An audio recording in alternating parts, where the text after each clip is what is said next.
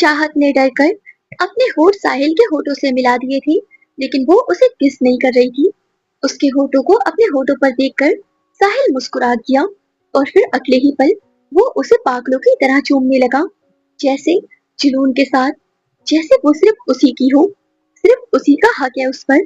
और इधर चाहत अपने हाथ साहिल के सीने पर चला रही थी, उसे धक्का दे रही थी, लेकिन उसे कोई फर्क नहीं पड़ा। वो उसके होठों पर पागलपन दिखाता रहा, वो उसे दर्द दे रहा था।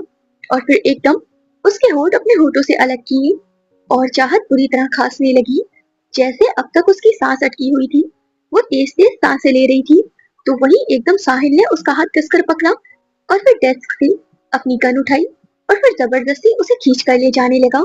वो हिम्मत नहीं कर पा रही थी कुछ बोलने की, लेकिन फिर भी उसने कोशिश की। कहाँ कहाँ ले जा रहे हो तुम मुझे? मुंह बंद करके मेरे साथ चलो। मैंने कहा था ना, कल का पूरा दिन हम दोनों साथ बिताएंगे। और फिर वो उसी तरह खींचते हुए उसे क्लासरूम से बाहर ले आया। वो उसके साथ नहीं जाना चाहती थी, लेकिन उसके आगे कुछ कर भी नहीं सकती थी। कॉरिडोर में खड़े सभी स्टूडेंट उन्हें देख रहे थे और वो उन सब के बीच में से उसे ले जा रहा था, क्योंकि साहिल मल्होत्रा के अंदर हिम्मत की कमी नहीं थी। अनु भी कुछ ना कर सकी और उसकी दोस्त उसकी आंखों के सामने से चली गई। कॉलेज से बाहर आकर उसने सीधा बाइक स्टार्ट की। बैठो बाइक पर। वो सख्त आवाज में बोला, लेकिन वो आंखों में आंसू लिए खड़ी रही और ये सोच रही थी, ना जाने ये शख्स मुझे अपने साथ कहाँ ले जाएगा। मैंने तुम्हारी बात मानी ना, तो अब तुम भी एक अच्छी गर्लफ्रेंड की तरह मेरी बात मानो। बैठो जान, वरना तुम जानती हो मैं क्या करूंगा। वो उसे धमकी देकर डरा रहा था और अगले ही पल वो उसके पीछे बैठ भी गई। Good girl. उसने बाइक को घुमाया और ना जाने कहाँ ले जाने लगा। और इधर चाहत अंदर ही अंदर घुट रही थी और बहुत ज्यादा घबरा रही थी। उसके मन में गलत गलत ख्याल आ रहे थे। उसे डर था साहिल कहीं उसे अपने साथ ले जाकर कुछ गलत तो नहीं करेगा। और फिर कुछ ही देर में साहिल ने अपनी बाइक एक ऐसी जगह लाकर रोकी जो चाहत कभी सोच भी नहीं सकती थी।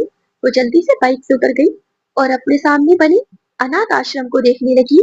उसने फिर साहिल को देखा। उसे समझ नहीं आ रहा था ये डेविल उसे अनाथ आश्रम क्यों लाया है। इधर अनाथ आश्रम को देखकर साहिल अब मुस्कुरा रहा था। जान, क्या सोच रही हो कि मैं तुम्हें अनाथ आश्रम क्यों लेकर आया हूँ? उसने फिर चाहत की आंखों में देखा। जान, यह अनाथालय मेरा घर है और आज मैं तुम्हें अपनी फैमिली से मिलवाने लाया हूँ। आओ मेरे साथ। कहकर उसने उसका हाथ थाम लिया और उसे अपने साथ अनाथ आश्रम के अंदर ले जाने लगा। साहिल का गुस्सा इस वक्त बिल्कुल शांत था, जिसे देखकर चाहत का डर अब काफी ज्यादा कम भी हो चुका था। और फिर जैसे ही साहिल चाहत को अपने साथ लेकर आश्रम के अंदर आया, ग्राउंड में खेल रहे कुछ छोटे छोटे बच्चे साहिल को देखकर एकदम खुशी से भैया भैया चिल्लाते हुए उसकी तरफ दौड़े। उन बच्चों को देखकर साहिल ने चाहत का हाथ छोड़ दिया और अपने हाथ फैलाकर नीचे झुककर बैठ गया। सभी बच्चे भागते हुए आकर साहिल के गले लग गए और ये देखकर चाहत हैरान हो गई, क्योंकि वो उसके असली रूप से वाकिफ थी। और फिर तभी उन सभी बच्चों में से एक छोटा लड़का बोला, भैया आप इतने दिन बाद क्यों आए? बच्चे की बात पर साहिल ने प्यार से चाहत को देखा। वो इसलिए क्योंकि आपके साहिल भैया इतने दिन तक आपकी दीदी को मनाने में लगे हुए थे, लेकिन ये आपकी दीदी जो है वो आपके साहिल भैया की बातें का नाम ही नहीं ले रही है। वो बस खामोश खड़ी हुई साहिल का ये नया रूप देख रही थी। और फिर उस बच्चे ने चाहत की ड्रेस पकड़कर खींची, जैसे चाहत को अपने पास झुकने का इशारा कर रहा हो। उस मासूम बच्चे को देखकर वो हल्का सा मुस्कुरा गई और फिर उस बच्चे की तरफ झुकी। दीदी आप साहिल भैया की बात मान लो ना, साहिल भैया बहुत अच्छे हैं। और बस बच्चे की बात पर चाहत के चेहरे पर जो थोड़ी सी स्माइल आई थी वो एकदम से गायब हो गई। तो इधर साहिल के होठों पर डेविल स्माइल आ गई और फिर सभी बच्चे एक साथ मिलकर बोलने लगे, प्लीज दीदी साहिल भैया की बात मान लीजिए दीदी प्लीज। लेकिन वो कुछ नहीं बोली और फिर साहिल ने मुस्कुराते हुए चाहत का हाथ पकड़ा और प्यार से बोला, जान, मान लो ना इनकी बात। वो तो ऐसे रिएक्ट कर रहा था जैसे वो जिद्दी और जुनूनी है ही नहीं। और फिर चाहत के करीब बढ़ने लगा और ये देखकर वो घबराकर पीछे हट गई। वो इतनी आसानी से इसके जाल में नहीं फंस सकती थी। अभी कुछ देर पहले ही यही इंसान ऋषि को जान से मारने की धमकी दे रहा था। उन बच्चों ने चाहत को साहिल से डरते हुए देखा और फिर हंसते हुए बोली, दीदी तो भैया से बहुत डरती है। और फिर तभी साहिल ने उन सभी बच्चों को प्यार से देखा, जैसे वो उनकी दुनिया हो और बच्चों के लिए साहिल उनकी दुनिया हो। आप लोग जानते हो, मैं आप लोगों के लिए बहुत सारी गिफ्ट लेकर आया हूँ। उसकी बात सुनकर उन्हीं बच्चों में खड़ी हुई एक छोटी सी लड़की बोली, नहीं भैया, आज हम आपसे कोई गिफ्ट नहीं लेंगे। साहिल स्माइल करते हुए उस बच्ची के गाल को प्यार से खींचते हुए बोला। लेकिन क्यों नहीं चाहिए आप लोगों को गिफ्ट? सभी बच्चे एक साथ मिलकर बोले, क्योंकि भैया, आज आपका बर्थडे है और आज हम आपसे गिफ्ट लेंगे नहीं, बल्कि आपको गिफ्ट देंगे। ना चाहते हुए भी उसके होठों पर मुस्कुराहट आ गई। ओह अच्छा, तो आप सबको याद है आज मेरा बर्थडे है। इधर खामोश खड़ी चाहत अपने मन में बोली, ओह, तो आज इस डेविल का बर्थडे है, इसीलिए यहाँ आया है। और फिर साहिल ने चाहत की तरफ देखा। जान, मुझे बर्थडे विश नहीं करोगी? साहिल के बढ़ते कदम देखकर चाहत घबराते हुए अपने कदमों को धीरे धीरे पीछे करने लगी। वो जैसे ही चाहत का हाथ पकड़कर उसे अपनी बाहों में खींचने लगा था कि तभी पीछे से एक आवाज ने साहिल का ध्यान अपनी तरफ खींचा। साहिल बेटा। उसने मुड़कर देखा। उस आदमी की उम्र लगभग 65 से 70 साल के बीच में थी, जो दिखने में काफी बूढ़े थे। वो इस अनाथ आश्रम के मालिक शिशिर वास्तव थे, जो बड़े ही प्यार से अपने इस अनाथ आश्रम को शुरू से चलाते आए हैं। उन्हें देखकर साहिल उनकी तरफ बढ़ गया और फिर उनके पैर छुए। साहिल जैसा लड़का किसी शख्स को इतनी इज्जत दे रहा है, ये बात चाहत को हैरान कर देने वाली थी। वो बस साहिल को देखती रह गई। उन्होंने साहिल को आशीर्वाद दिया और उसे अपने बेटे की तरह गले से लगा लिया। तो तुम आ ही गए। जन्मदिन की ढेर सारी शुभकामनाएं बेटा। मेरा आशीर्वाद हमेशा तुम्हारे साथ है। कैसे नहीं आता आज मैं यहाँ पर, जब मेरे बाबा ने मुझे यहाँ बुलाया। बाबा, मैंने आपको बताया था ना, एक लड़की मेरी जिंदगी बन गई है। आज मैं उसे आपसे मिलवाने लाया हूँ। साहिल ने अब मुस्कुराते हुए मुड़कर चाहत की तरफ देखा और उसे प्यार से अपने पास आने का इशारा किया। चाहत नजरें झुकाए उसके पास आने लगी। वो देखिए बाबा, मेरी जिंदगी, मेरा सुकून और मेरे जीने की वजह, मेरी चाहत। वो घबराई हुई साहिल के पास आकर खड़ी हो गई। उसने सामने खड़े शिशिर जी को भी देखा और फिर उनका सम्मान करते हुए वो झुककर उनका आशीर्वाद लेने लगी। खुश रहो बेटा। वो चाहत के सर पर हाथ रखकर नरमी से बोले और फिर वो साहिल की तरफ देखकर प्यार से बोले, तो बेटा ये है तुम्हारे जीने की वजह। बहुत प्यारी बच्ची है। हाँ बाबा, यही है मेरी जिंदगी, मेरी जान, जिसके बारे में मैंने आपको बताया था। ये चाहत है बाबा, जिससे मैं अब शादी करने वाला हूँ। उसकी बात सुनकर शिशिर जी बहुत ज्यादा खुश हुए, लेकिन चाहत, उसकी तो दुनिया हिल गई। शादी का नाम सुनकर वो आंखों में खौफ लिए साहिल को देखने लगी, जो शिशिर जी से खुश होकर बातें कर रहा था। और चाहत की आंखें आंसुओं से भर आई थी।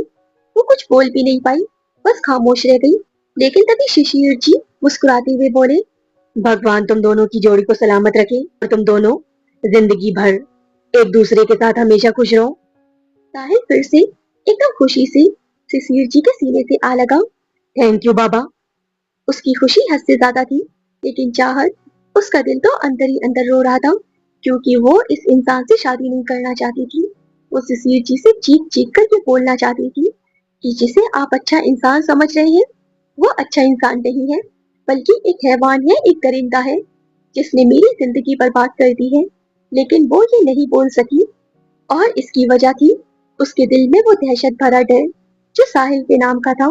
शिशिर जी ने फिर साहिल को देखा और बोले, बेटा, मैं जानता हूँ तुम मेरे बुलाने पर यहाँ जरूर आओगे, और मैं ये भी जानता हूँ तुम अपना जन्मदिन नहीं मनाते, लेकिन इस बार बच्चों की जिद थी कि तुम्हारा जन्मदिन बनाया जाए। इसीलिए मैंने तुम्हारे जन्मदिन की सारी तैयारियां पहले से ही करवा दी है। बस बच्चों की खुशी के खातिर तुम केक काट देना, हम सब मिलकर तुम्हारा जन्मदिन बनाएंगे। लेकिन अब साहिल के चेहरे पर कोई मुस्कान नहीं थी, वो बस खामोश रहा। बाबा, आपको इतना सब कुछ करने की क्या जरूरत थी? आपने मुझे अपना आशीर्वाद दिया, मेरे लिए यही काफी था। बेटा, तुमने इस अनाथ आश्रम के लिए और इन बच्चों के लिए बहुत कुछ किया है, और तुम तो जानते ही हो सभी बच्चे तुमसे कितना प्यार करते हैं। वो अब एकदम स्माइल करते हुए बोला, ठीक है बाबा, मैं इस बार अपना बर्थडे जरूर मनाऊंगा, क्योंकि इस बार मेरी जान मेरे साथ है। और फिर साहिल ने चाहत का हाथ थाम लिया। शिशिर जी ने एक नजर चाहत की तरफ देखा। वो नासमझ नहीं थी। वो चाहत की आंखों में दर्द और तकलीफ देख चुके थे, लेकिन फिर से खामोशी से चुपचाप चले गए। अब आप दोनों बेटा बातें करो, मैं जाकर देखूं अंदर तैयारी हुई है या नहीं। उनके जाते ही चाहत साहिल के हाथों में से अपना हाथ धीरे धीरे छुड़ाने की कोशिश करने लगी। उसकी हरकत पर साहिल ने अब मुस्कुराते हुए चाहत का हाथ और कसकर पकड़ लिया। उसके हाथ से अपना हाथ छुड़ा पाना चाहत के लिए बहुत ही मुश्किल था। वो पल के झुकाए, घबराते हुए अपनी डरी हुई आवाज में बोली, साहिल प्लीज मेरा हाथ छोड़ो। साहिल ने अब एकदम चाहत को अपनी बाहों में भर लिया और आहिस्ता से बोला, तुम मुझसे खुद को कभी नहीं छुड़ा पाओगी। मैंने तुम्हें अपनी जिंदगी में शामिल किया है, और अब तुमसे शादी करके बहुत जल्द तुम्हें पूरी तरह हासिल कर लूंगा। वो उस सनकी की बातों पर वो फिर से रोने पर आ चुकी थी। ये मु- मुझे मुझे तुमसे शादी नहीं करनी। उसने बहुत हिम्मत दिखाकर साहिल के सामने अपनी मर्जी जाहिर की थी, लेकिन साहिल को चाहत के मना करने पर आज बिल्कुल भी गुस्सा न आया, बल्कि वो मुस्कुराने लगा और अपने हाथ से चाहत के आंसू साफ करते हुए प्यार से बोला, क्यों मेरी जान, क्यों शादी नहीं करनी तुम्हें मुझसे? लुक एट मी, क्या कमी है मुझ में? क्या मैं हैंडसम नहीं हूँ? साहिल हंस रहा था अपनी ही बातों पर, क्योंकि उसे अपनी खूबसूरती का और अपनी हॉटनेस का अंदाजा था, लेकिन वो घबरा रही थी साहिल से।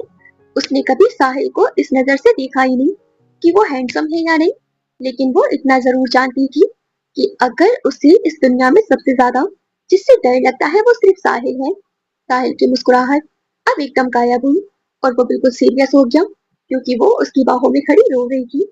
उसने झटके से चाहत को खुद से अलग किया और उसकी बाजू कसकर पकड़ ली, जिससे वो दर्द से सिहर उठी। जान, मेरी तरफ देखो। साहिल साहिल प्लीज छोड़ो, मुझे दर्द हो रहा है। लेकिन वो अपनी दांत पीसते हुए अपनी खतरनाक आवाज में बोला, जान, मैं जानता हूँ तुम मुझसे बिल्कुल भी प्यार नहीं करती हो। प्यार तो क्या, तुम तो मुझे देखना तक पसंद नहीं करती हो। जब भी तुम्हारे सामने आता हूँ मुझसे डर कर कांपने लगती हो। लेकिन मुझे इस बात से बिल्कुल फर्क नहीं पड़ता, तुम मुझे पसंद करो या ना करो। मेरे लिए बस ये जरूरी है कि मैं तुम्हें पसंद कर चुका हूँ, और मेरे लिए इतना ही काफी है। तुम्हारी मर्जी जानना मेरे लिए कोई मायने नहीं रखती, क्योंकि तुम मेरी हो। वो सहमी हुई साहिल की बातें सुनती जा रही थी। जान, अगर तुमने मेरे अलावा किसी और से शादी करने का सोचा भी, तो तुम्हें और उसे दोनों को जान से मार दूंगा। तुम सिर्फ और सिर्फ मेरी हो, और हमेशा मेरी रहोगी, और शादी भी मुझसे करोगी। मुझसे दूर जाने के मैं तुम्हारे सारे रास्ते बंद कर दूंगा। तुम्हें सिर्फ मेरे पास आना होगा, प्यार से नहीं तो जबरदस्ती ही सही, लेकिन तुम्हें मेरा ही होना होगा। उसकी रूह कांप चुकी थी अपने सामने खड़े इंसान का ये पागलपन देखकर। छोड़ो मुझे, तुम तुम पागल हो गए हो। वो खौफ में डूबी हुई थी। चाहत को घबराहट से झटपटाता देखकर साहिल ने चाहत की चिन को कसकर पकड़ा और अपने दांत पीसते हुए बोला, बिल्कुल सीधी खड़ी रहो, मेरी बात अभी कंप्लीट नहीं हुई है। वो और घबरा गई और अपनी आंसू भरी आंखों से साहिल को देखने लगी। वो अब उसके होठों के करीब आ गया। मेरी जान, मैं तुमसे प्यार करता हूँ, इतना कि शायद ही किसी ने किसी से किया होगा। तुम खुद सोचो मेरी जान, तुम्हारे बोलने पर ही, क्या नाम है उस लड़के का? हाँ, ऋषि। उस ऋषि को मारने का प्लान कैंसिल कर दिया, जबकि मेरी जान, तुम्हें ये अच्छे से पता है कि अब तक उस ऋषि की लाश अभी तुम्हारी आंखों के सामने पड़ी होती। ऋषि की लाश का सुनकर चाहत हद से ज्यादा घबरा गई थी। उसकी आंखों में खौफ देखकर साहिल ने प्यार से उसके सर को सहलाया। नहीं मेरी जान, तुम्हें इतना घबराने की जरूरत नहीं है। डोंट वरी, कुछ नहीं करूंगा मैं उसे। रिलैक्स, बस जान, इतना जान लो, मैंने अगर ऋषि को तुम्हारे आसपास या तुम्हारे करीब देखा, इसका मतलब साफ है, वो कुछ पल के लिए रुक गया। उसकी उसी वक्त मौत हो जाना। इतना सुनकर चाहत की आंखें डर से बड़ी हो गई थी और अब जाकर साहिल ने मुस्कुराते हुए उसकी बाजू को छोड़ दिया। और इधर चाहत को सांस नहीं आ रही थी और साहिल वो उसे आंख मारकर हंसते हुए वहां से चला गया। डर से सहमी खड़ी हुई चाहत साहिल के चले जाने के बाद तेज तेज सिसकियां से रोने लगी।